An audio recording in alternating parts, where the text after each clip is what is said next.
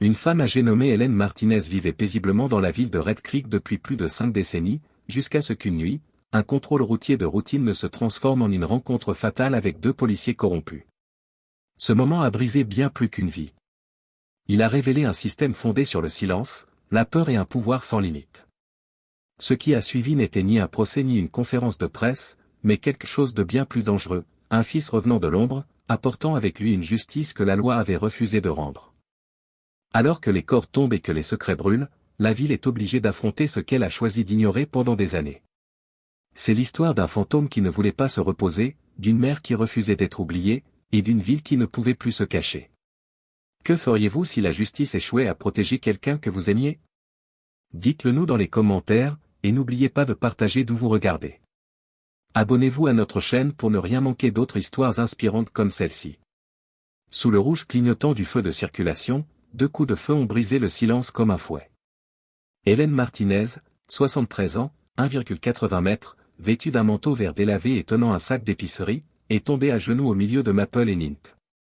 Elle n'avait pas fini sa question, pourquoi suis-je arrêtée?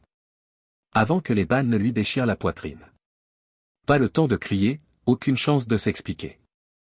Sa main, tachée par l'âge, tenta d'appuyer sur la blessure, mais c'était inutile. Le sang s'écoula sous son corps, teintant l'asphalte fissuré de la ville où elle avait vécu toute sa vie. Les gyrophares bleus et rouges tournaient toujours.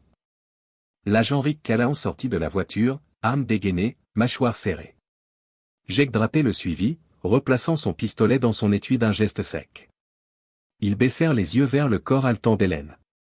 Callahan marmonna quelque chose à propos d'un mouvement brusque. Drapé ne répondit pas. Quelques secondes plus tard, elle ne bougeait plus. Il n'y avait aucun témoin. Aucun passant à cette heure-là. La caméra de bord avait été désactivée juste avant l'arrêt. Les caméras de surveillance de la ville, sur ce bloc, étaient en panne depuis des mois. Aucune caméra corporelle non plus, Drapé prétendit que la sienne était en panne, Callahan dit que la batterie était morte. Les papiers furent classés avec un langage soigneusement choisi, l'agent craignait pour sa sécurité. Le suspect a fouillé dans le sac. Le suspect n'a pas obtempéré. Le suspect est devenu une menace. Recours à la force jugée nécessaire. Fin du rapport. Red Creek n'était pas le genre de ville qui posait des questions. Ce n'était pas le genre de ville où les nouvelles faisaient les gros titres. Ici, tout passait par des murmures. Contrôlé, façonné et réduit au silence par les mêmes hommes qui portaient l'insigne. Callahan et Drapé n'étaient pas seulement les forces de l'ordre. Ils étaient la loi. Gardiens autoproclamés, patrouillant à leur guise, arrêtant qui bon leur semblait, sans jamais rendre de compte. Les plaintes disparaissaient. Les poursuites étaient étouffées. Aucun article. Aucune protestation. Juste le silence. Il l'avait déjà fait auparavant. Pas toujours avec des balles, parfois avec des poings, des lampes torchées, des genoux. Toujours le même schéma, une cible, une excuse, un nettoyage. Ils appelaient ça le maintien de l'ordre. Les locaux disaient juste, c'est comme ça que ça marche ici. Hélène n'était pas une menace. Pas armée. Pas agressive. Juste fatiguée. Elle rentrait chez elle après avoir tourné à droite à un feu jaune. C'est tout ce qu'il avait fallu. Callahan a allumé les gyrophares. Drapé lui a dit de sortir. Elle a demandé pourquoi. Les mots se sont vite envenimés. Elle a levé la main, tenant toujours ses clés. C'était suffisant. Callahan a tiré. Drapé a suivi. Un arrêt de routine s'est transformé en statistique. Une grand-mère est devenue un souvenir. Le département a parlé d'escalade malheureuse. Le maire a évoqué un malentendu tragique. Puis, l'histoire a disparu. Sa maison est restée sombre. Sa lumière de porche toujours allumée. Les voisins ont laissé des fleurs. Puis, ils ont cessé. Le sang a été lavé par la pluie. Ce vendredi, Callahan et Drapé ont repris leur car, sont retournés au même restaurant, à la même table. Aucune conséquence. Aucun remords. Ils ont plaisanté sur à quel point c'était juste. Drapé a dit, elle cherchait quelque chose. Callahan a acquiescé. Ils étaient toujours d'accord. À Red Creek, ils étaient intouchables. La famille d'Hélène a reçu des excuses officielles, pleines de formulations vagues. Aucun aveu de faute, juste des condoléances.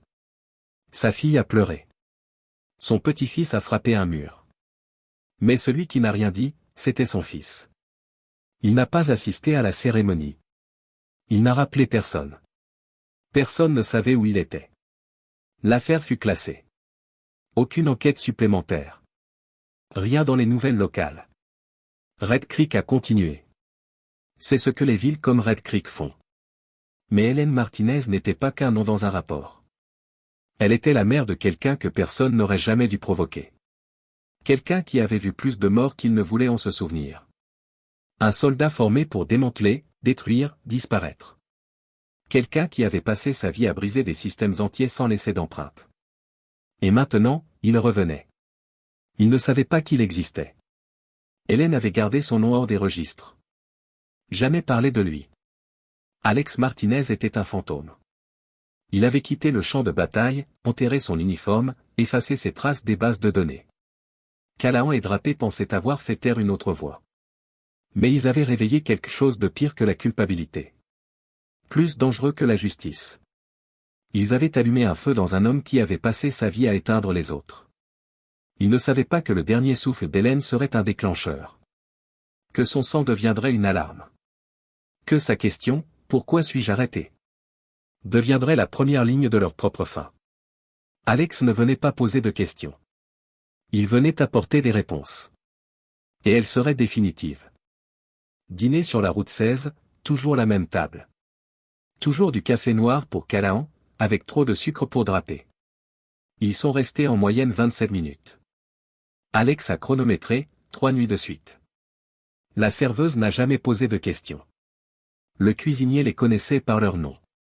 Personne n'a remarqué qu'ils entraient avec des armes, mais laissaient leur badge non clipsé.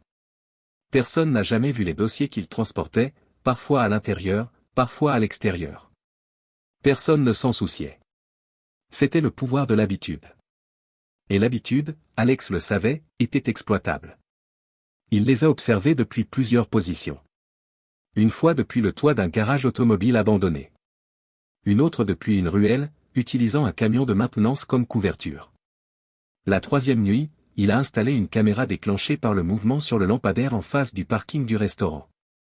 Il a enterré l'émetteur dans une poubelle, avec un bloc d'alimentation scellé, et est parti, inaperçu. Il a noté de quel côté de la cabine ils étaient assis. Comment Callahan scrutait les sorties. Comment Drapé gardait une main sous la table jusqu'à ce que leur nourriture arrive. Il a enregistré l'angle de leurs armes de poing, la répartition du poids de leur équipement. La façon dont Callahan touchait toujours le bord de sa tasse 3 fois avant de prendre la première gorgée. Ce n'était pas une question de paranoïa, c'était un rituel. Et le rituel était une faiblesse. Alex a tout enregistré dans une application codée qu'il avait conçue il y a des années, à l'époque où la surveillance était son gagne-pain. Il a attribué des balises, des encres comportementales, des horodatage dans les 72 heures. Il pouvait prédire leurs 3 prochains quarts de travail avec 93% de certitude. Mais il ne regardait pas seulement, il préparait. Il a loué un espace de stockage à 30 minutes de la ville, sous le nom de Michael Paxton. À l'intérieur, il a installé ce qui ressemblait à un espace de travail de mécanicien, mais qui fonctionnait comme un centre d'opération. Des cartes, des photos, des impressions de leurs journaux de patrouille. Il a commandé des uniformes à un distributeur de surplus dans le Nevada, a fait correspondre leurs patchs jusqu'aux coutures. Il a testé les conditions d'éclairage le long d'Elm Street. A mesuré les angles.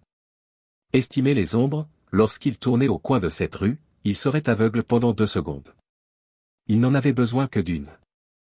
Il a tracé des itinéraires d'évacuation alternatifs, vérifié les points d'élévation, testé les crevaisons des pneus, les pointes dans la ruelle derrière le restaurant.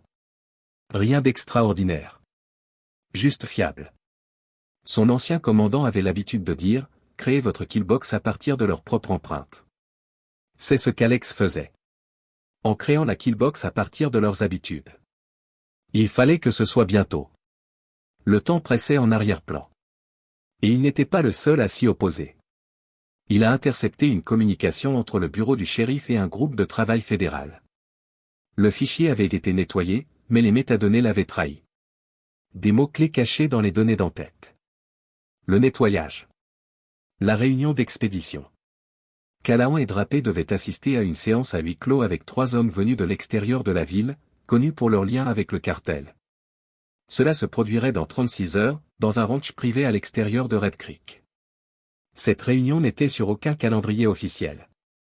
Et si elle se produisait, cela signifiait une chose, quels que soient les secrets que la mort d'Hélène contenait, ils seraient enfermés à jamais. Alex savait ce que cela signifiait.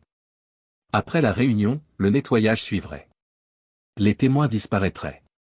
Les fichiers seraient supprimés.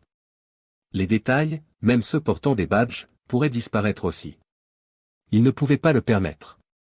Alors il a commencé à préparer le terrain. Il a installé un brouilleur de signal réglé sur les fréquences de la police locale. L'a dissimulé à l'arrière d'un camion d'aménagement paysager garé au bord du quartier de Drapé. Il a fabriqué un scanner radio pour intercepter leur canal de voiture à voiture. Non pas pour écouter, mais pour isoler, couper, contrôler. Il a installé des leurres, de faux appels au 911, une subtile erreur d'orientation dans les systèmes de circulation, forçant leurs itinéraires à s'écarter légèrement chaque nuit. Juste assez pour qu'ils s'adaptent sans s'en rendre compte. Il a calibré leur monde, petit à petit, s'assurant que l'intersection d'Elm et Grande devienne un endroit où ils passaient exactement au moment voulu. Mais il n'a pas frappé. Pas encore. Le timing n'était pas la seule chose qui comptait. L'élan l'était aussi. Une fois qu'il aurait bougé, il n'y aurait pas de retraite. L'illusion du hasard se briserait. Et quand cela arriverait, il commencerait à chercher la main derrière le rideau. Cette main devait être invisible jusqu'à ce qu'elle se serre. Alors il a attendu une nuit de plus. Les a regardés sortir du restaurant, à nouveau. Callahan parlait la bouche pleine. Drapé jetait un coup d'œil à son téléphone. Il ne pensait pas à Hélène. Il ne pensait à personne qu'ils avaient blessé. Ils étaient déjà dans le passé. Il ne le savait juste pas encore. Alex s'est penché en arrière sur son siège, de l'autre côté de la rue. Moteur en marche, lumière du tableau de bord tamisé. Il a vérifié l'heure. 27 minutes étaient passées. Les feux de détresse s'éteignirent en 5 secondes. Leur voiture commença à bouger. Il les fila, 4 pâtés de maison en arrière. Aucune déviation. Aucune conscience.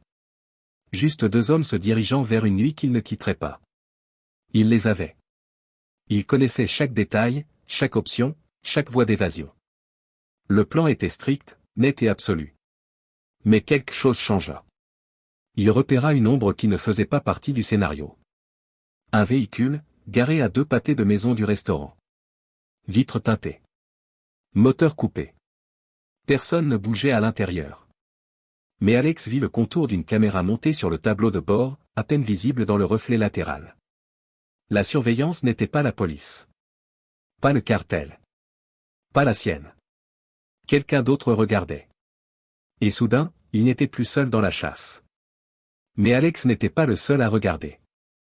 Une jambe croisée sur l'autre, tête légèrement inclinée, prêtant à peine attention. La voiture de patrouille tournait au ralenti, moteur ronronnant faiblement. C'était censé être juste une autre minute dans une autre nuit vide. De l'autre côté de l'intersection, garé derrière une rangée de devantures sombres, le SUV noir a éteint ses phares et a avancé. Il a bougé comme une ombre, silencieux et régulier, glissant en position dans l'angle mort du rétroviseur de la voiture de patrouille. De l'intérieur, rien ne semblait déplacé. Callahan a jeté un coup d'œil à la radio, a joué avec une station écrite statique, puis s'est penché en arrière sur son siège. Drapé a marmonné quelque chose à propos de vérifier un message et a remué sur sa chaise. Aucun d'eux n'a vu ce qui allait arriver. Alex Martinez était déjà là. À regarder. À attendre. Chaque étape des 3 derniers jours avait conduit à ce moment précis. Il était assis immobile derrière le volant, les yeux rivés sur sa cible, respiration contrôlée à la seconde. La fenêtre était déjà à mi-chemin. Le silencieux était enfilé fermement sur le canon. Il a levé l'arme, aligné. Il a scruté la faible lueur de l'intersection avec ses viseurs métalliques, et a tiré. Le coup de feu silencieux a craqué dans le silence comme une branche sèche qui se brise dans une forêt morte. La balle a traversé la vitre côté passager de la voiture de patrouille avec un bruit sourd, suivi instantanément par le bruit d'une vitre de sécurité brisée. Drapé n'a pas émis un bruit. Il a sursauté violemment lorsque la balle l'a touché juste en dessous de la clavicule, sectionnant l'artère sous-clavière. Son téléphone est tombé sur le plancher. Du sang a éclaboussé le tableau de bord. Il s'est effondré sur le côté, la tête rebondissant contre la vitre latérale avant de devenir molle. Avant même que la voiture de patrouille ne bascule sous le recul, Alex a laissé tomber le pistolet sur le siège passager. Il a mis le SUV en marche et a claqué du pied sur l'accélérateur. Le véhicule a été propulsé en avant. Il a visé bas en ajustant la dérive. Le SUV a percuté le côté passager de la voiture de patrouille à pleine vitesse. L'acier est entré en collision avec l'acier dans un craquement essayant. L'impact a poussé la voiture de patrouille sur le côté. Les pneus ont crié sur le trottoir. Des étincelles ont volé lorsque le métal a gratté l'asphalte. La force du coup a plié l'avant du croiseur, l'envoyant faire un tête-à-queue à 90 degrés au centre de l'intersection. Un des pneus a éclaté. De la fumée s'est échappée du capot. À l'intérieur du croiseur, Callahan a claqué sa portière, hébété. Le côté de sa tête a heurté le cadre de la fenêtre et il a grogné de confusion, ne ressentant pas encore la douleur. L'airbag ne s'était pas déployé. Drapé est resté immobile. Du sang a trempé le siège, son corps s'est affaissé comme une marionnette brisée. L'intersection s'est à nouveau arrêtée. De la vapeur sifflait du compartiment moteur. L'horloge du tableau de bord a clignoté 2h08. Alex est sorti du SUV. Ses mouvements étaient nets et précis. Chaque action suivait un rythme qu'il avait pratiqué 1000 fois à l'entraînement, mais jamais avec ce niveau de clarté personnelle. Ses bottes ont heurté le trottoir avec des coups secs et délibérés. Il est entré dans la fumée, les yeux scrutants, les narines se remplissant de l'odeur du liquide de refroidissement et du caoutchouc brûlé. Il a bougé sans urgence, non pas par imprudence, mais parce qu'il savait que ce moment n'était pas fait pour la vitesse, mais pour le contrôle. Le croiseur a légèrement basculé. Callahan essayait de s'asseoir. Sa main tâtonna vers son arme de poing. Alex ajusta sa trajectoire en se dirigeant vers le côté conducteur. Il ne dégaina plus son arme. Il n'en avait pas besoin. Pas encore. Les ombres autour de l'épave dansaient dans la lumière vacillante d'un lampadaire endommagé. Callahan gémit, enregistrant enfin le sang, la fumée, la douleur dans ses côtes. Il atteignit plus bas. Alex accéléra, toujours silencieux. Sa main droite s'ouvrit et se referma une fois, relâchant les tendons, roulant le poignet. Il était à 1,80 mètres du côté conducteur quand Callahan réussit à attraper la crosse de son pistolet. Il dépassa l'étui de moins de 2 cm. Alex atteignit la porte. D'un coup de genou précis, il la claqua dans la couture, l'ouvrant brusquement. Callahan leva l'arme, mais sa prise était faible. Sa vision, floue. Alex attrapa son poignet, enfonça son coude dans la poitrine de l'officier et arracha l'arme d'un seul mouvement. Le pistolet tomba au sol. Il passa la main à travers la vitre cassée, enroula ses doigts autour du col de Callahan et le tira à moitié hors de la voiture, laissant sa partie supérieure pendue, inerte, contre le cadre de la porte. Callahan toussa, essayant de parler, mais Alex ne lui en laissa pas l'occasion. Un coup de paume rapide à la gorge le fit taire, pas assez pour le tuer, juste assez pour rendre la respiration difficile. Juste assez pour lui permettre de sentir chaque seconde passer dans une lente et douloureuse conscience. Alex lâcha prise. Callahan tomba sur le trottoir comme un sac de béton mouillé, haletant, toussant, essayant de parler. Alex recula. Ses yeux se dirigèrent vers le rideau côté passager. Il n'avait toujours pas bougé. Une main pendait librement de la fenêtre ouverte. Du sang coulait maintenant en l'enfilait sur le panneau de la porte. Ce n'était pas fini. Loin de là. Il s'accroupit à côté de Callahan, s'agenouilla jusqu'à ce que son visage soit à quelques centimètres de celui de l'officier. Les yeux de Callahan étaient vitreux, mais pleins de peur. Sa bouche bougea, essayant de former des mots. Alex le regarda simplement, puis se pencha plus près, la voix basse et même. « Tu n'es pas mort, dit-il calmement. Mais tu souhaiteras l'être. » Puis il se retourna, sans un mot, et commença à marcher vers le côté passager du véhicule accidenté. Ses pas résonnèrent dans la rue vide. Et maintenant, le fantôme sortait de la fumée, se dirigeant vers le premier homme qui devait payer. Drapé s'étrangla, les sanglots se transformèrent en toux, chacun tremblant dans son corps. Alex bougea légèrement, enfonçant son genou plus profondément dans l'espace entre les omoplates de Drapé. La pression fit tressaillir violemment l'homme. « Tu ne te souviens pas de son nom » dit Alex froidement. « Alors peut-être que je devrais le graver dans ta colonne vertébrale pour que tu ne l'oublies plus jamais. » Drapé gémit. Son visage était pressé contre l'asphalte. Le sang de son épaule s'accumulait sous lui, se mêlant à la terre, à l'huile et au verre brisé. « S'il te plaît, murmura-t-il. S'il te plaît, ne me tue pas. » Alex ne répondit pas. Il fouilla dans son manteau et en sortit la photo, vieille et usée, les coins pliés par les années.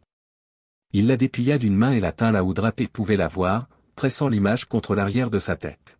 « C'est elle, dit-il. C'est la femme que tu as effacée, c'est le visage que tu as oublié. » Drapé ne bougea pas. Il fixa l'image à travers ses larmes. Les sanglots se turent. Alex tint la photo là pendant encore 5 secondes. Il la brûla dans l'instant, puis la retira, la replia, la remit dans son manteau. Il se pencha, sa voix maintenant à peine plus haute qu'un murmure. « Tu vas vivre, Drapé. Non pas parce que tu le mérites, mais parce que je veux que tu te réveilles chaque jour en te souvenant de cela.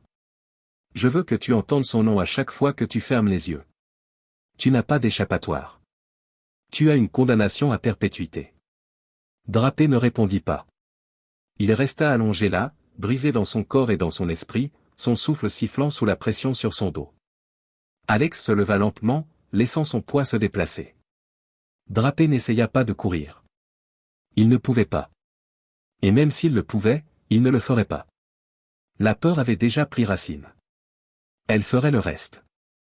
Mais Alex n'a pas tué. Il voulait qu'il vive pour qu'il n'oublie jamais. Alex recula. Son souffle, même ses mains, se stabilisèrent. Ses yeux étaient froids alors qu'il regardait l'épave de 2 hommes qui, autrefois, se pavanaient dans Red Creek comme des rois intouchables. Callahan et Drapé avaient dirigé cette ville avec une confiance suffisante. Leurs uniformes étaient plus une armure qu'un devoir. Leur pouvoir n'était pas utilisé pour protéger, mais pour dominer. Mais ce soir, cette illusion se brisa. Maintenant, ils gisaient affalés sur le trottoir. Pas morts, mais quelque chose de pire, vaincus, impuissants, définitivement démantelés. Drapé se contracta, son corps recroquevillé sur lui-même. Du sang s'accumulait sous son épaule, là où la balle avait déchiré un muscle et éraflé un os. Ses doigts fléchissaient faiblement, comme s'il essayait de s'accrocher à quelque chose, sa fierté, son rôle, sa vie passée, mais il n'y avait plus rien à saisir. Ses bras n'obéissaient plus. Ses jambes ne répondaient pas. La douleur l'immobilisait, mais la peur avait paralysé ce qui restait. À côté de lui, Callahan respirait en sifflant, des côtes cassées grinçant sous des respirations superficielles. Une épaule était plus haute que l'autre, l'articulation n'était plus attachée à la cavité. Ses mains tremblaient mais ne pouvaient pas se fermer. Ses yeux fixaient le ciel, clignant lentement contre la lueur d'un feu rouge qui clignotait au-dessus de lui comme une sirène silencieuse, pulsant au rythme de son humiliation. Aucun des 2 hommes n'était mort. Mais Alex s'était assuré que leur pouvoir, s'il n'avait pas frappé pour tuer, avait été anéanti. Chaque articulation disloquée, chaque tendon déchiré, chaque muscle rompu avait été placé avec précision. Une sorte de cruauté anatomique que seul un homme entraîné à la violence chirurgicale pouvait infliger. Il survivrait. Mais pas en tant qu'officier. Ni en tant qu'agresseur. Ni en tant que quoi que ce soit qui les ait un jour fait se sentir plus grands que les gens qu'ils avaient piétinés. Ils se réveilleraient dans des lits d'hôpital, alimentés par des tubes, entourés de machines. Et lorsqu'ils quitteraient enfin ces lits, ils le feraient en fauteuil roulant, les bras tremblants, l'élocution pâteuse, des corps détruits par la justice rendue. Alex s'accroupit une dernière fois entre eux, non par pitié mais par finalité. Il voulait qu'ils entendent sa voix, pas celle d'un justicier ou d'un soldat, mais celle d'un fils. « Tu respires encore » dit-il doucement, sans élever la voix, sans avoir besoin de le faire. « C'est la seule grâce que tu recevras de moi. Tu vivras. Et tu n'oublieras jamais pourquoi. » Callahan toussa fort. Le son était humide et brisé. Sa bouche s'ouvrit comme pour parler, mais seul un sifflement sortit. Drapé gémit, le visage tordu, entre douleur et incrédulité, comme s'il ne comprenait toujours pas comment cette nuit s'était retournée contre lui à ce point. Alex n'attendit pas leur réponse. Il n'y avait rien que l'un ou l'autre puisse dire qui aurait de l'importance maintenant que la vérité avait été gravée dans leurs os. Il se leva, se détourna de l'épave derrière lui. La voiture de patrouille sifflait de la vapeur dans l'air, son châssis tordu au-delà de toute réparation, vitres brisées, sirène silencieuse. Le SUV qu'il avait conduit était stationné à proximité, son avant froissé par l'impact, de la fumée s'élevant dessous le capot. Il savait qu'il roulerait quand même. C'était un risque calculé, testés dans des simulations, comparés à des accidents réels. Même endommagé, il pouvait le sortir. L'intersection était toujours déserte. Pas une âme n'était sortie. Pas une seule lumière ne s'était allumée dans la rangée de maisons voisines. Red Creek était resté fidèle à son silence. Mais le silence ne durerait pas. Quelqu'un avait entendu le crash. Et au loin, à peine audible sous le bourdonnement dans ses oreilles, Alex l'entendit, les sirènes. Pas le court aboiement d'une voiture de police locale, mais la longue baleine montante des secours dépêchés automatiquement par les capteurs d'impact ou par un résident inquiet, trop effrayé pour sortir, mais assez courageux pour appeler. Il avait des minutes. Peut-être moins. Alex atteignit le SUV, ouvrit la porte et monta à l'intérieur. Le moteur crachota une fois, les voyants du tableau de bord vacillèrent. Il les ignora. Les pneus roulèrent lentement sur la vitre et les débris, l'emportant loin de la scène sans même un regard en arrière. Il n'avait pas besoin de revoir. Il avait tout vu. Les meurtriers de sa mère n'étaient pas enterrés dans le sol. Mais ils étaient enterrés d'une autre manière, sous le poids de ce qu'ils avaient fait, et de ce qui les avait finalement rattrapés. Alors qu'ils quittaient Elm pour une étroite rue latérale, les sirènes devinrent plus fortes. Ils connaissaient les itinéraires, connaissaient les temps de réponse, savaient combien de temps il faudrait avant que l'intersection ne soit illuminée de lumières clignotantes et d'yeux curieux. Mais ils seraient partis à ce moment-là. Les rues de Red Creek défilèrent devant ses fenêtres. Familières, mais creuses. Il revit le coin où il attendait le bus scolaire. La ruelle où il s'était battu pour la première fois.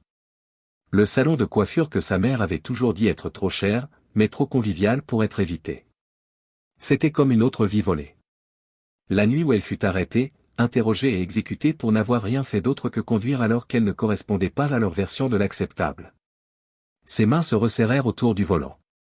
Il n'y avait aucune satisfaction. Aucun soulagement.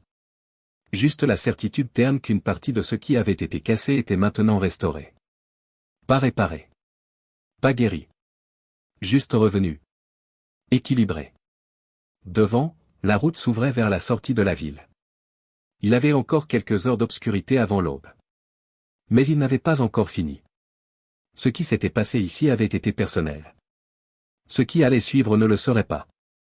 Au loin, les sirènes commencèrent à hurler. Alex savait qu'il était temps de quitter la ville. Mais quelque chose l'attendait. La route s'étendait droit devant, à travers l'obscurité, comme une cicatrice fendant la terre vide. Silencieuse. Bordée de grands pas qui se fondaient dans l'ombre. Alors que le SUV avançait, le véhicule portait encore les bleus de tout à l'heure. Son avant froissait. Le phare gauche clignotait toutes les quelques secondes. Mais le moteur restait stable. À l'intérieur, Alex Martinez était assis derrière le volant. Seul. Sa posture détendue d'une manière presque trompeuse. Qui qu'il soit, il savait ce qu'il faisait. Et il savait pour qui il venait. Les doigts d'Alex se resserrèrent légèrement sur le volant, mais sa respiration ne changea pas. Son rythme cardiaque ne s'accéléra pas. Il avait déjà pris des virages pires, il avait survécu à des pièges plus serrés. La différence, maintenant, c'était que ce n'était pas une mission, pas une extraction. C'était une traque. Il suivait les corps qu'il avait laissés derrière lui. Et ils avaient attendu. Assez longtemps pour voir s'il allait marcher dans leur ombre. La route tournait doucement vers la droite. La berline à côté accéléra juste assez pour bloquer toute échappée. Il était coincé. 3 véhicules banalisés, vitres teintées. Gouvernementaux? Cartels? Privés? Peu importait. Il n'essayait pas de l'arrêter, il se préparait à le prendre. Il expira lentement, tendit la main vers l'arme sous sa veste. Les phares s'allumèrent. Derrière lui, puis devant. Un convoi s'approchait. Le moteur du SUV cliquetait doucement, au ralenti. La chaleur du radiateur montait en vague à travers le pare-brise. L'air extérieur avait changé. Plus froid. Un froid matinal, mordant, qui traversait les couches. Alex restait immobile, main posée hors de vue. L'une d'elles, crispée sur la crosse de son pistolet. Les phares des berlines noires le clouaient sur place. 3 faisceaux braqués vers l'intérieur, comme des projecteurs sur une scène sans rappel. Puis, soudain, les voitures se turent. Les moteurs s'éteignirent à l'unisson. 4 portières claquèrent dans une synchronisation glaciale. Un homme s'avança. Ce n'était pas un éclaireur. Pas un envoyé. Sa seule présence disait à Alex tout ce qu'il avait besoin de savoir. Grand. Quarantaine. Mâchoire carrée. Stubble gris. Une longue cicatrice dessinait une diagonale de l'oreille au menton, comme si on avait tenté d'effacer son visage avec un tesson de bouteille, sans réussir. Il portait un manteau sombre sur une armure tactique mate. Un soldat devenu chien de guerre. Il ne parla pas. Il évalua. Un regard glissa le long du SUV. Puis leurs yeux se croisèrent à travers la vitre. Il avança. Lentement. Délibérément. Sans arme à la main, il n'en avait pas besoin. Derrière lui, 2 hommes, fusils à silencieux en bandoulière. Mouvement mécanique. Précis. Ils scrutaient la route, les bois, la forêt. Des renforts? Alex n'en avait pas. L'homme à la cicatrice s'arrêta près de la portière. Il alluma une cigarette. Expira lentement. Tapota la cendre sur le toit du SUV. Puis se pencha. Son visage, à quelques centimètres de la vitre. Sa voix était basse. Claire. Tu as fait un gâchis, Martinez. Alex ne répondit pas. Son doigt se crispa sur la détente, mais il ne leva pas son arme. Je me fiche des officiers, continua l'homme. C'étaient des outils. Peu coûteux. Remplaçables. Contrôlables. Ce qui m'importe, c'est le message que tu as envoyé. Et je suis là pour y répondre. Silence. Alex baissa la vitre à moitié. L'air sentait le pain brûlé et l'essence. Il ne cligna pas des yeux. Tu savais qu'elle était innocente. C'était un bug, répondit l'homme, voix neutre. Mauvais endroit, mauvais moment. Mais c'est comme ça que ça marche. Plus d'opérations propres. Trop de caméras. Trop de gens qui se croient importants. Il laissa tomber la cigarette. L'écrasa sous sa botte. Elle ne comptait pas pour le système. Mais elle comptait pour toi. Voilà le problème. Alex regarda la fumée se dissiper dans l'air nocturne. Tu es un cartel, ricana-t-il. Aucun cartel n'est une étiquette. Je suis un système. Comme celui que tu servais. Tu crois que c'est une affaire de drogue. C'est de la logistique. Du contrôle. De la main-d'œuvre. Ta mère a été prise dans quelque chose trop gros pour un simple nom. Alex serra plus fort son arme. L'homme le vit. Ne broncha pas. Tu n'étais pas censé revenir. On paie cher pour que les fantômes restent enterrés. Mais tu t'es relevé. Et tu as tout cassé. Maintenant, il faut payer. Derrière lui, un des hommes leva légèrement son arme. Une portière claqua quelque part. Le 3e véhicule se repositionna. Encerclement complet. Pas d'issue. Tu crois être le seul à avoir perdu quelqu'un, demanda l'homme. Cette machine dévore tout le monde. Ce que tu as fait aux officiers, c'était personnel. Je respecte ça. Mais maintenant, c'est à nouveau le boulot. Alex regarda les bois. Pas de couverture. Pas de renfort. Juste l'arme sur ses genoux, et cette photo, encore chaude, contre sa poitrine. Tu as transformé des uniformes en atouts, murmura-t-il. Et pourquoi pas, répondit l'autre. Les gens font confiance à un badge. Pas à un inconnu dans la nuit. On n'a pas créé cette faiblesse. On a investi dedans. Pause. Ta mère n'était pas la première. Elle ne sera pas la dernière. Mais elle a créé une brèche. Tu es ici pour ça. Pas pour punir. Pour restaurer. Alex bougea enfin. Il ouvrit lentement la portière. L'arme toujours cachée. Il avança, calme, sans hâte. Les gardes ne levèrent pas leurs armes, mais bougèrent. Coordination. Discipline. Alex s'arrêta à 1,50 m. Tu as dit qu'elle avait fait une brèche. Alors laisse-moi faire un cratère. Il sortit son arme. Il ne la leva pas pour survivre. Il la leva pour que sa mort ait un sens. La nuit se brisa. Le coup partit. Centre de masse. L'homme balafré s'effondra, coupé net, le souffle interrompu. Son corps heurta le sol. Sa cigarette tourbillonna dans un arc paresseux et disparut sous le pneu avant. Les hommes restants ne figèrent pas. Ce n'étaient pas des amateurs. Ils ripostèrent. Fusil levé, mouvement fluide. Mais Alex n'était plus là. Il roula au sol, bas et vite, glissant sur l'asphalte, se replia derrière le phare conducteur et tira 2 fois. Un homme s'effondra. L'autre esquiva. Riposte. Tir effleurant.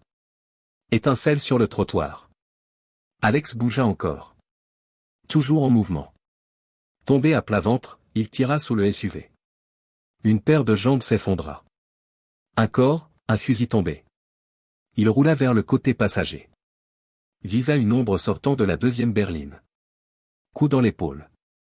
L'homme tourna avec un cri, heurta le panneau latéral. 3 hommes à terre. 10 secondes de chaos. Le verre vola. Les pneus sifflèrent. Des impacts de balles crissaient les véhicules et étaient éparpillés sur le trottoir. Il y avait des corps immobiles, 5 peut-être 6. Mais ce qui le frappa le plus fut la vue au centre. Le SUV, celui qu'il avait suivi plus tôt, celui du fantôme. Alex Martinez était là, affalé contre la roue arrière. Un pistolet mou à la main. Sa chemise était noire de sang. Il semblait être à 2 doigts de s'effondrer. Grave réagit sans réfléchir. Il coupa le moteur, ouvrit la porte et courut vers lui. Ses pas étaient rapides mais silencieux. Son entraînement fit effet. Il scruta chaque recoin, garda son centre bas, les yeux écarquillés en atteignant le véhicule. Alex se décala légèrement en essayant de lever l'arme. Sa main trembla. Grave s'accroupit à côté de lui. Doucement, dit-il. Je ne suis pas là pour t'arrêter. Alex plissa les yeux. Pourquoi? Grave regarda les corps. Parce que je sais ce que c'était. Alex essaya de se lever, mais grimaça et glissa de nouveau. Grave le rattrapa, lui attrapa le bras et le hissa par-dessus son épaule. Allez, on a environ 20 secondes avant que quelqu'un de moins amical n'arrive. Alex ne protesta pas. Grave le traîna jusqu'à la voiture de patrouille, ouvrit la porte arrière et le poussa à l'intérieur. Il se glissa sur le siège conducteur, démarra la voiture et s'éloigna de la scène au moment même où des cris éclataient derrière eux dans le rétroviseur. Grave vit des silhouettes se déplacer à travers la fumée. Les armes levées trop tard pour les poursuivre. Il prit rapidement les virages, coupant à travers d'anciennes allées de service et des ruelles résidentielles tranquilles, jusqu'à ce qu'il atteigne enfin le parking arrière d'un garage fermé. Il se gara sous un projecteur cassé, coupa le moteur et se tourna vers l'homme qui saignait sur le siège arrière. « Tu es en vie ?» demanda-t-il. Alex hocha faiblement la tête. « À peine ? Bien. Ne meurs pas ici, je n'arriverai jamais à faire partir l'odeur. » Alex parvint à esquisser un sourire narquois hélas. Grave attrapa la trousse de premier secours dans la boîte à gants et la glissa dans le sac. Il coupa une partie de la chemise d'Alex et pressa de la gaze contre la plaie. Nettoyée à fond, elle n'avait rien oublié de vital pour l'instant. Alex tressaillit sous la pression croissante. « Merci. Je n'ai pas encore décidé si je t'aide ou si je te repose. » Grave marmonna. « Attends que j'arrête de saigner. » Grave termina de bander la plaie. Il se pencha en arrière en expirant bruyamment. « Tu n'étais pas obligé d'aller aussi loin. Tu aurais pu envoyer des preuves. Tu l'aurais dit à quelqu'un, et qui aurait écouté ?» demanda Alex. « Aux mêmes personnes qui avaient effacé les cassettes ? Qui avait promu Callahan ? Qui avait classé le décès de ma mère comme procédure de routine ? » Grave ne dit rien.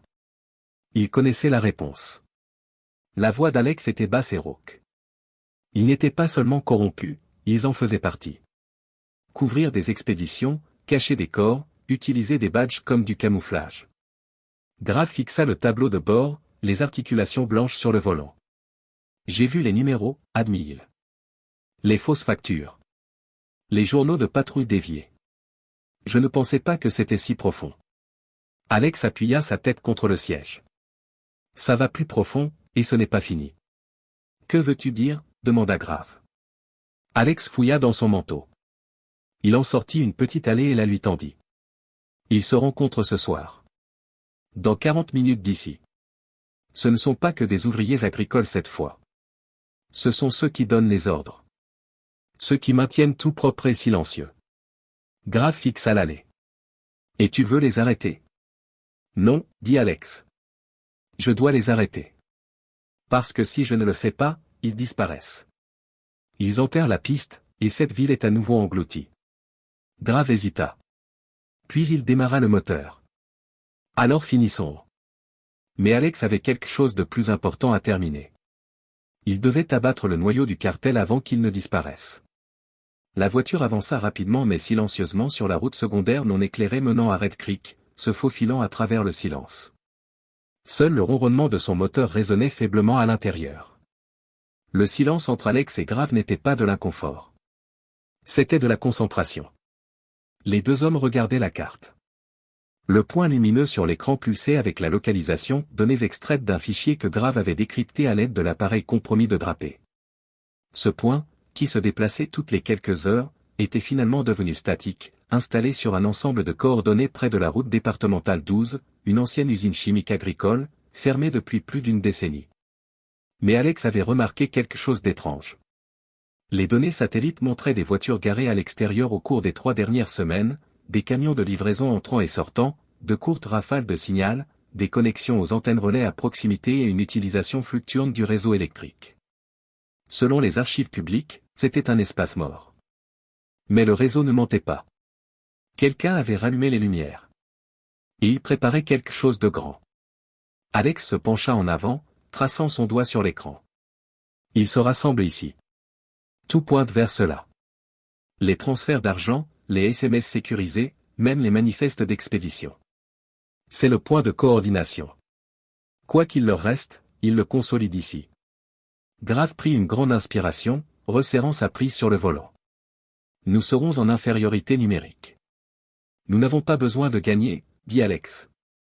Nous devons juste les frapper assez fort pour qu'ils ne puissent pas se relever. C'est un sacré plan, marmonna Grave. Alex ouvrit la boîte à gants et en sortit un téléphone brûleur à l'écran fissuré. Pendant que tu me faisais sortir, j'ai envoyé quelques fichiers aussi. Chaque document que nous avons extrait, les journaux d'audit, journaux de badge, même la liste des unités de patrouille compromises. Je l'ai emballé avec des mémos internes redatés et des photos de drones des camions. Envoyé à qui? Demanda Grave. À 3 journalistes locaux, 2 nationaux. Également à une base de données d'accès public, sur une libération différée. Si aucun de nous ne saisit un code d'annulation dans 40 minutes, tout est mis en ligne. Grave hocha lentement la tête, impressionné mais sombre. Ça va peindre une grosse cible. Plus grande que celle qu'on a déjà. Ça ne s'arrête pas si on s'éloigne. Grave ne répondit pas. Il augmenta légèrement la vitesse. La route se rétrécit, le terrain devint rocheux, envahi par la végétation. À l'horizon, la silhouette industrielle se dessina, la carcasse de l'ancienne usine de traitement. L'endroit n'avait pas été utilisé légitimement depuis des années, mais le chemin de terre qui y menait était bien usé. Alex repéra des traces de pneus fraîches. 3 séries. La dernière datant de moins d'1 heure.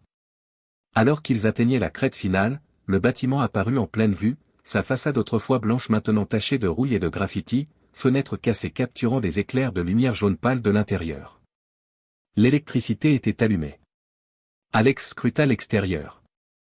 2 gardes à l'entrée principale. L'un sur un échafaudage au-dessus du quai de chargement, observant la route. Un autre marchant le long du périmètre, fumant. 4 à l'intérieur. Les signatures thermiques en révèlent plus. Au moins 8 autres, peut-être 10. La plupart regroupés dans une chambre centrale, ce qui était autrefois le plancher de mélange principal. Grave ralentit le croiseur, coupa le moteur à 4 miles, et roula dans un fossé derrière une rangée de grands arbustes. Ils sortirent en silence, chacun vérifiant ses armes et ajustant son équipement. La blessure latérale d'Alex était encore vive, mais le saignement avait ralenti. La douleur était supportable. Le mouvement, pas tellement. Mais il n'hésita pas. Grave sortit le dernier morceau du coffre, un fusil silencieux avec une lunette double. Ce n'était pas sur l'équipement de patrouille standard, dit Alex. J'ai mis à niveau. Pensais qu'un jour j'en aurais peut-être besoin. Tu étais prêt. Alex hocha la tête. Ils sont à l'intérieur, en train de planifier le nettoyage. Si on ne les atteint pas maintenant, ils disparaîtront pour de bon. Nouveau visage, nouvelle ville, même sang. Ils s'accroupirent et commencèrent l'approche, utilisant l'obscurité et le terrain pour masquer leur avance. Une clôture rouillée entourait l'arrière de la propriété. Grave la coupa silencieusement, pelant juste assez pour qu'il puisse se faufiler entre chaque pas, les rapprochant du bout de la ligne. La pression de tout ce qu'ils avaient découvert pesait sur Alex.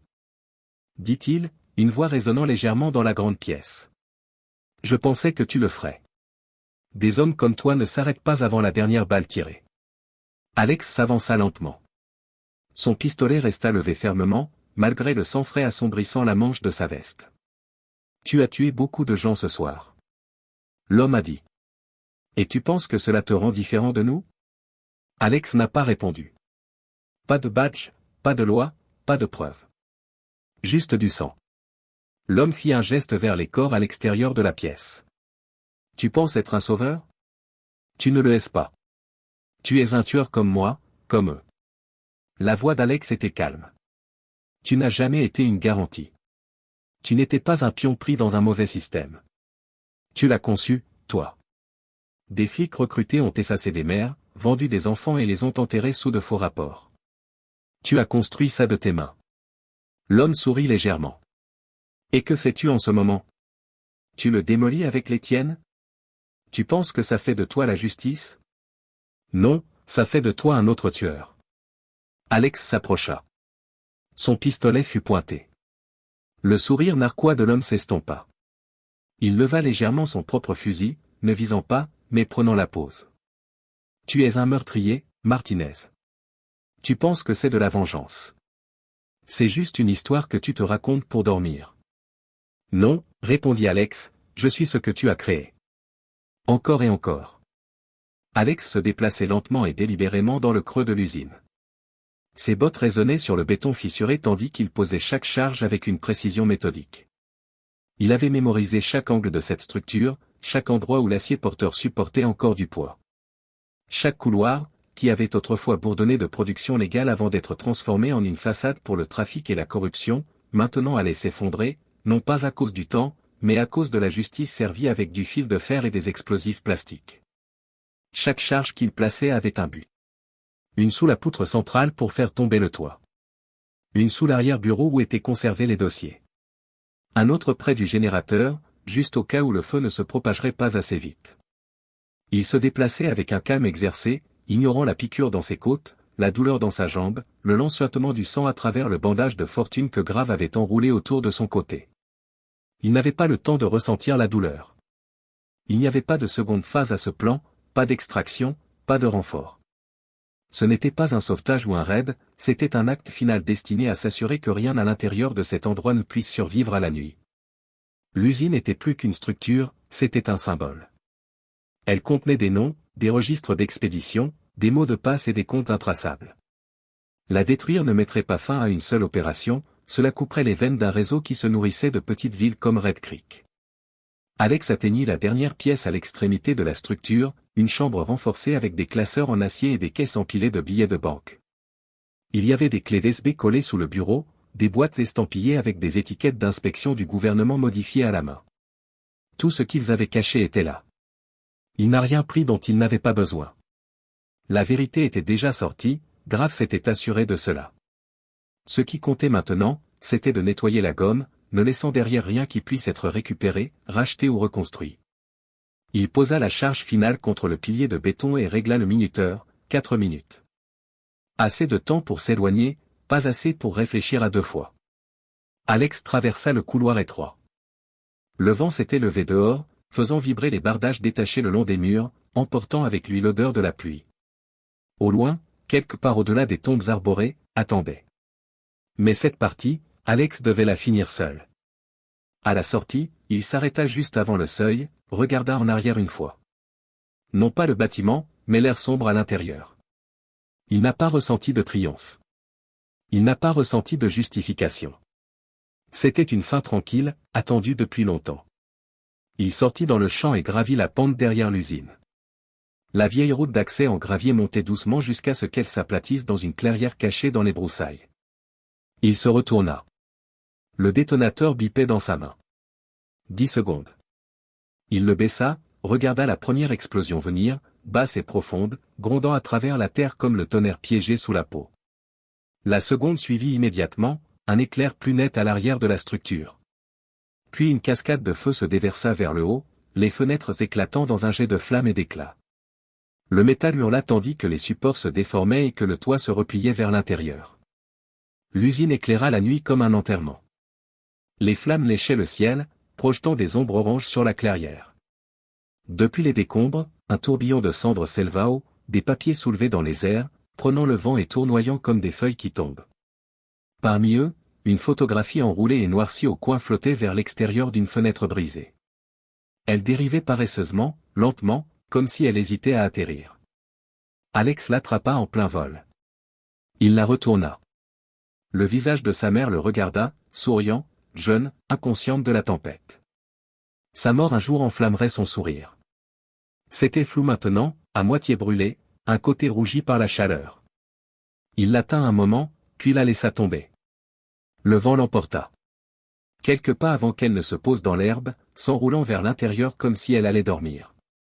Derrière lui, l'usine s'effondra sur elle-même. Un mur gémit et bascula. La charge finale explosa avec une force de choc, envoyant un panache de fumée noire dans l'air qui engloutit les étoiles.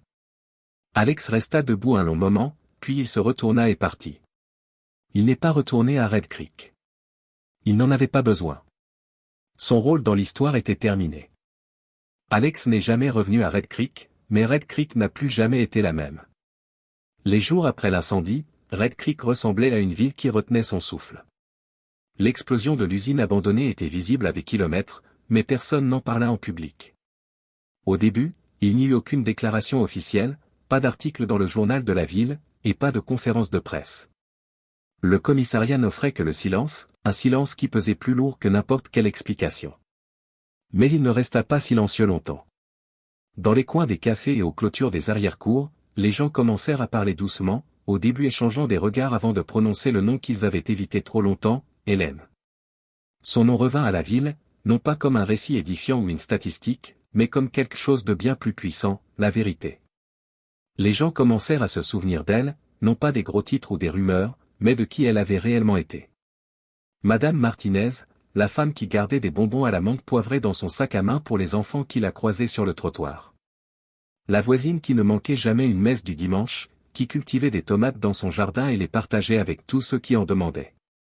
La mère qui avait l'habitude d'accompagner son fils à l'école tous les jours, jusqu'à ce qu'il soit trop vieux pour la laisser faire. La grand-mère qui appelait tout le monde « Mio » et le pensait vraiment. Tout commença quand quelqu'un colla sa photo sur la vitrine d'une vieille librairie qui avait été fermée pendant des mois. Pas de légende, juste son sourire. Un jour, quelqu'un d'autre ajouta une petite bougie votive en dessous, puis un dessin d'enfant apparut, sincère, un bonhomme. L'homme a répondu, puis l'aidé à réfléchir. Le garçon a regardé autour de lui à nouveau, puis a pointé vers le porche. « Tu as de l'eau » demanda-t-il. L'homme fit un geste vers un tuyau d'arrosage enroulé à côté des marches. « Serre-toi » répondit-il. Le garçon s'est penché et a bu dans ses mains, en coupe, puis s'est essuyé la bouche avec le dos de son poignet. Son regard dériva vers la table sur le porche, vers la photo. « Elle est ta femme » demanda-t-il. L'homme secoua lentement la tête. « Non, ta mère » répondit-il. Les yeux de l'homme ne quittèrent pas la photo. « Oui » dit le garçon en s'approchant pour regarder de plus près. « Elle a l'air bien. »« Elle l'était » dit l'homme. Le garçon inclina la tête, fixant la photo un peu plus longtemps que nécessaire. « Qu'est-ce qui lui est arrivé » demanda-t-il. L'homme ne répondit pas tout de suite. Il se pencha en arrière sur ses talons, posa ses avant-bras sur ses genoux et fixa le lointain, comme s'il pouvait encore la voir debout là. « Elle est morte » dit-il finalement. « Il y a longtemps. »« Ça craint » murmura le garçon. L'homme émit un petit rire sec. « Oui, c'est vrai. » Le garçon resta silencieux une seconde, puis demanda doucement. « Pourquoi vis-tu seul ici » L'homme le regarda avec un sourire au coin de la bouche. « Et c'est la raison pour laquelle je suis encore là. » Le garçon ne demanda pas ce que cela signifiait, il hocha simplement la tête, comme s'il comprenait mieux qu'un enfant de son âge. Puis, le ballon sous le bras, il se tourna vers le portail avant de partir. Il jeta un coup d'œil par-dessus son épaule. « Tu vas garder la photo là-bas pour toujours » ? « Oui, » dit l'homme. « Quelqu'un devrait la voir. » Le garçon fit un petit signe de la main et retourna en trottinant sur la route, disparaissant dans la lueur du soleil couchant. L'homme resta là un long moment. Lorsque le vent se leva et souffla de la poussière sur le porche, il attrapa le cadre photo, l'essuya doucement avec son pouce, puis le reposa exactement là où il était. Il ne bougea pas pendant longtemps. Il n'y avait pas de gros titres ici, pas de questions, plus de bataille à mener. Il n'avait pas besoin de médailles, d'histoire ou de reconnaissance. Le monde n'avait pas besoin de se souvenir de ce qu'il avait fait ou pourquoi il l'avait fait. Gabriel, maintenant, Alex, n'avait besoin de personne pour se souvenir de lui, il avait juste besoin qu'il se souvienne d'elle. L'histoire n'a pas explosé, elle n'a pas illuminé les écrans de télévision ni fait planter les sites d'information. Elle a commencé tranquillement, comme la plupart des vérités, dans une petite colonne coincée entre des titres plus urgents, le genre que la plupart des gens font défiler sans cliquer. Un média d'investigation régionale a publié un article reliant un service d'application de la loi mineure dans plusieurs comtés à des changements budgétaires inexpliqués et à des liens avec des actifs connus du cartel. Au centre se trouvait Red Creek, pas par son nom au début, juste des allusions à des descriptions d'une ville tranquille où certaines arrestations n'avaient jamais été effectuées, où les saisies de biens avaient disparu des archives, où les registres de patrouille ne correspondaient pas aux images publiques. C'était suffisant pour attirer l'attention, et bientôt les journalistes de grandes publications ont commencé à creuser. Ils ont relié cet article à des histoires plus anciennes, d'étranges rejets judiciaires et des déclarations qui n'avaient jamais vraiment tenu la route. Les données étaient superposées, pas dramatiques mais accablantes, des rapports de police qui contredisaient les témoignages oculaires, des éditions de paix suspectes à la base de tout cela, les mêmes quelques noms réapparaissaient sans cesse. Puis est arrivée la première fuite majeure. Quelqu'un au bureau des archives du comté a fourni des documents authentifiés montrant des dizaines de paiements acheminés par de fausses organisations communautaires directement dans une caisse noire sous le contrôle d'officiers de haut rang. Des noms ont été cités, des numéros ont été cités et une phrase enfouie au milieu d'une transcription a attiré l'attention de tous. L'incident Martinez était regrettable mais nécessaire. Il s'est répandu comme une traînée de poudre en quelques heures. Le nom d'Hélène Martinez était tendance sur les flux régionaux. Un journaliste a retracé la chronologie reliant sa mort à des agents de patrouille connus pour avoir des liens avec les cartels et a publié un compte-rendu complet de la nuit de sa mort. Son visage est apparu sur les fils d'actualité à côté du titre, la grand-mère qui a changé tout. Red Creek ne pouvait plus l'ignorer, les gens longtemps silencieux ont commencé à parler, non pas par indignation au début, mais en confession. Une femme a écrit au journal local pour dire qu'elle avait été témoin d'une arrestation qui n'avait aucun sens, mais qu'elle avait trop peur de se manifester. Une enseignante à la retraite a admis avoir vu des ecchymoses sur des élèves, mais qu'un agent des ressources scolaires lui avait dit de ne pas le divulguer. Une infirmière a soumis un affidavit scellé détaillant comment les rapports de blessures ont été modifiés avant d'être saisis dans la base de données de l'hôpital. Les témoignages sont tombés comme la pluie après une longue sécheresse, calme au début, puis constant. Chaque coin de la ville avait quelque chose à dire, le tableau d'affichage communautaire était couvert de notes épinglées, de pages photocopiées et de chronologies dessinées à la main. Un groupe de bénévoles a numérisé tous les documents publics connus et les a rendus disponibles au téléchargement. Des étudiants de l'extérieur de la ville sont venus aider à organiser les données, ils ont créé des feuilles de calcul consultables, ils ont cartographié les noms et les incidents, et au milieu de chaque carte, chaque diagramme était Hélène Martinez. La fresque qui avait été un hommage local était maintenant un symbole qui attirait les gens de l'extérieur des villes. Les touristes ont pris des photos, les militants ont déposé des fleurs, les familles ont amené leurs enfants et leur ont dit que cette femme était la raison pour laquelle ils étaient autorisés à poser des questions à nouveau. Un journaliste d'un journal national s'est rendu à Red Creek pour écrire un suivi.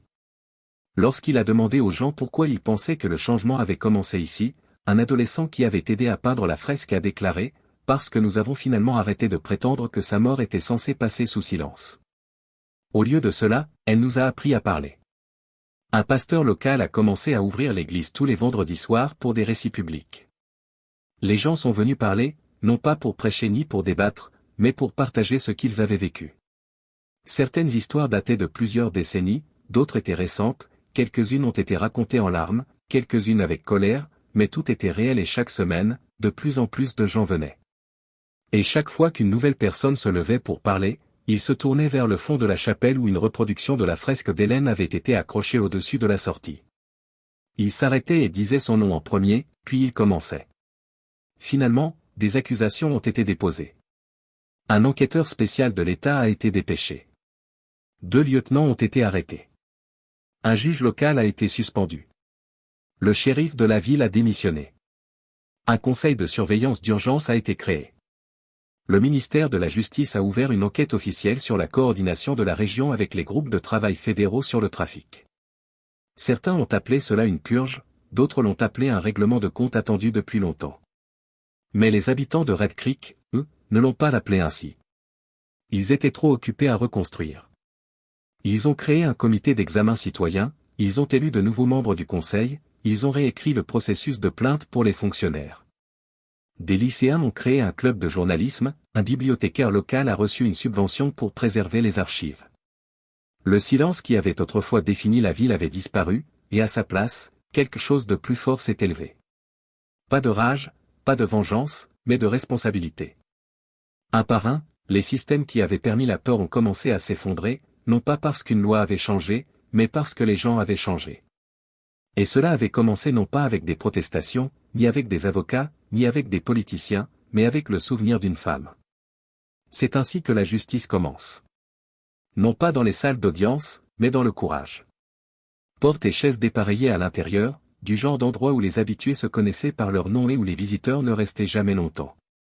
Mais les choses changeaient, comme le reste de Red Creek, ce petit café a commencé à se transformer après l'incendie, après les noms, après la fresque, après que le silence ait finalement été rompu. Il n'a pas changé d'un coup, juste petit à petit. La porte d'entrée a été repeinte, quelqu'un a réparé le panneau cassé, les tables ont reçu un nouveau vernis.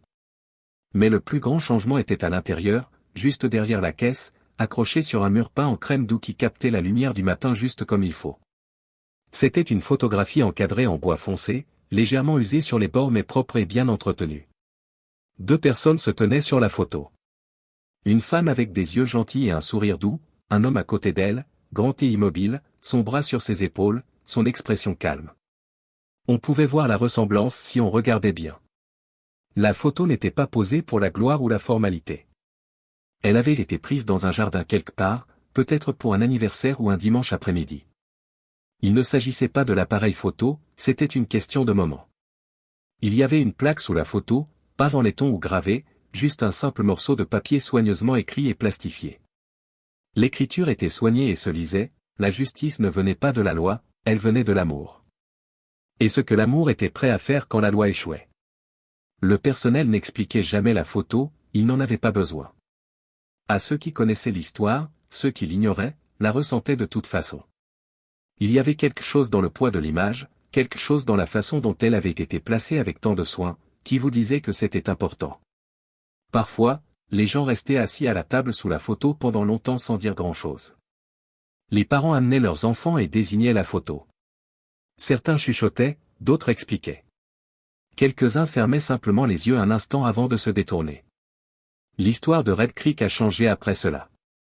Il ne s'agissait plus seulement de corruption, de vengeance ou même de justice.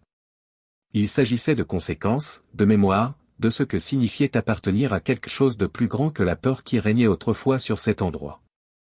La ville avait peu à peu compris que les systèmes qu'elle croyait inébranlables pouvaient être brisés. Que les lois ne signifiaient rien si elles n'étaient pas appliquées avec compassion. Que le silence n'était pas une sécurité. Que parfois, la seule façon de se faire entendre était d'agir. Et bien que l'homme sur la photo n'ait pas été revu depuis la nuit où le ciel était devenu rouge, sa présence persistait sur la fresque, des réformes dans les cours des cadets, des politiques réécrites sur les visages des enfants qui n'avaient plus peur des uniformes, et surtout dans ce café, sur cette photo, dans cette seule ligne qui transperçait le cœur de chaque jour calme. Le fantôme n'est jamais revenu à Red Creek, mais il n'est jamais vraiment parti. Il a marché sur les bords de la mémoire du choix de conséquences. Il n'existait plus en tant qu'homme, mais comme un rappel, et chaque fois que quelqu'un assis sous cette photo levait les yeux vers les visages capturés par la lumière du soleil et lisait les mots en dessous, il comprenait que l'amour acculé peut faire des choses terribles et belles, que parfois le prix de l'inaction se paie par le sang, et que la justice, quand elle arrive enfin, ne porte peut-être pas de robe ou d'insigne, mais elle se souviendra toujours pour qui elle est venue. Ça a commencé dans des endroits que personne ne regardait, des petites villes comme Red Creek, avec moins de feux de circulation que d'églises, où l'influence murmurait plus fort que les lois et le silence s'étendait sur des kilomètres. Mais après que Red Creek ait changé, après l'incendie et les noms et la photo dans le café, l'histoire n'est pas restée là où elle avait commencé. Elle s'est déplacée de manière discrète, non pas comme un titre, mais comme une ondulation. Quelqu'un a lu l'histoire dans un journal du nord de l'Arizona et l'a coupée. Français l'a sortie pour l'afficher sur un panneau d'affichage dans un centre communautaire. Un enseignant du Colorado a imprimé l'article et l'a utilisé dans un cours d'éducation civique, demandant à ses élèves d'imaginer ce qu'ils feraient s'ils voyaient quelque chose d'anormal et que personne d'autre n'agissait. Au Texas, un jeune cadet de police qui n'avait jamais rien connu au-delà de la chaîne de commandement a lu les détails de l'affaire Martinez et a commencé à poser différents types de questions pendant sa formation à l'éthique. Au début, ce n'était que des moments de petites réactions, mais elles ont grandi. Dans l'Ohio, un chef de police à la retraite a commencé à examiner d'anciens dossiers après avoir vu l'histoire de Red Creek présentée dans un podcast national. Il n'a rien dit aux médias, n'a pas donné d'interview, mais a discrètement appelé des familles qui n'avaient jamais reçu de réponse et a commencé à creuser. En Géorgie, une jeune conseillère municipale confrontée à la pression pour approuver un contrat de surveillance lié à un groupe de pression connu s'est tenue devant une chambre de compression et a lu la citation sous la photo dans le café de Red Creek: « La justice ne venait pas de la loi, elle venait de l'amour et ce que l'amour était prêt à faire quand la loi a échoué. » Elle a voté non, la mesure a échoué d'une voix. Personne n'a appelé cela une révolution. Personne n'a imprimé de t-shirt ou hissé des drapeaux, mais quelque chose avait commencé, un changement subtil. Mais l'histoire a circulé dans les cafés, les conversations nocturnes, les salles de classe et les réunions publiques, et à mesure qu'elle se répandait, elle a commencé à changer la façon dont les gens réagissaient à des choses qu'ils avaient l'habitude de négliger. Non pas parce qu'ils étaient soudainement plus courageux, mais parce qu'ils comprenaient maintenant que faire semblant de ne pas voir avait un coût. Dans un lycée rural, une élève de terminale a utilisé l'affaire Red Creek comme sujet de sa thèse finale sur la responsabilité morale des forces de l'ordre. En Louisiane, un journal local a enquêté sur des saisies de biens suspectes après avoir retracé des sociétés écrans liées au même réseau exposé dans les retombées de Red Creek. Ils n'ont rien trouvé d'illégal sur le papier, mais suffisamment d'irrégularités pour soulever des questions. Le bureau du shérif a discrètement annoncé de nouvelles procédures d'audit 2 semaines plus tard. Puis sont arrivées les lettres, les courriels, les messages. Non pas à la police, ni à la ville, mais aux journalistes qui avaient révélé l'affaire. Des dizaines, puis des centaines. Des informations anonymes, des noms, d'anciens numéros de dossier. L'une des journalistes, épuisée par une douzaine d'autres histoires, est retournée au dossier Red Creek sur son bureau et a rouvert son enquête. Il y avait des connexions, des schémas, des tactiques similaires utilisées dans différents États, des noms qui ont refait surface. Un réseau qui avait été local se défait maintenant à travers les régions, mais le fil revenait toujours à un seul endroit, une seule ville. Français, le nom d'Hélène n'était pas Alex, ce n'était pas le fantôme, il avait disparu et cela faisait partie du mythe. Personne ne l'avait vu depuis. Certains prétendaient avoir repéré quelqu'un correspondant à sa description dans une ville frontalière, aidant à reconstruire des maisons après une tempête. Une autre rumeur disait qu'il enseignait l'autodéfense dans un centre communautaire sous un pseudonyme. Rien de tout cela n'a été confirmé. Pas de photos, pas de déclarations, pas de cheminement traçable. Il n'avait pas besoin d'être présent pour que l'histoire perdure. En fait, c'était le but. Il n'était pas le héros, il était le résultat. L'écho d'un système qui s'était effondré sous son propre poids et avait forcé quelqu'un à rendre justice seul. Et cet écho persistait. Il persistait dans les salles d'audience où les juges ont commencé à citer Red Creek comme un exemple d'échec systémique. Il persistait dans les polices où les cours d'éthique incluaient désormais des modules sur la responsabilité communautaire. Il persistait dans les villes où des peintures murales ont commencé à apparaître. Différents visages, différents noms, mais toujours la même question. Un endroit qui ne prétendait pas avoir toujours été bon mais savait ce qu'il fallait pour devenir meilleur dans les années qui ont suivi. Le café est resté ouvert, la fresque est restée intacte et le cadre n'a jamais bougé. Les gens sont venus prendre un café et beaucoup sont restés pour l'histoire. Certains sont partis silencieux, d'autres inspirés, quelques-uns en larmes, mais personne n'est resté inchangé. La ville n'avait pas seulement été témoin de la justice, elle l'avait choisi chaque jour, chaque décision, chaque vérité dite trop tard, mais dite néanmoins. Et dans ce choix, le fantôme est devenu quelque chose d'autre. Pas une figure de vengeance, pas un nom murmuré dans la peur, mais un souvenir porté avec fierté. La justice n'était pas venue comme elle aurait dû le faire, pas par les tribunaux ou les systèmes ou les votes, mais par l'amour. L'amour qui est resté, l'amour qui est revenu, l'amour qui a refusé d'oublier, l'amour qui a reconstruit quelque chose de plus fort dans son sillage. Et dans ce café tranquille à la périphérie de la ville, sous les yeux d'une mère et le silence d'un fils, Red Creek se souvenait toujours des années passées, non pas comme une inondation mais comme une marée lente, délibérée, implacable. Red Creek vieillissait comme n'importe quelle ville. Les bâtiments étaient peints, les noms changeaient sur les devantures et de nouvelles familles emménageaient, sans aucun souvenir de la tempête qui autrefois creusait ces rues. Et pourtant, il était là, dans le silence entre les conversations, dans les pauses avant que quelqu'un ne prononce un nom, dans la façon dont les gens regardaient la fresque sur le mur d'angle. Non pas avec curiosité, mais avec quelque chose de plus proche du révérend. La ville n'est pas devenue un monument. Elle ne s'est pas transformée en piège à touristes ou en un lieu figé dans la tragédie.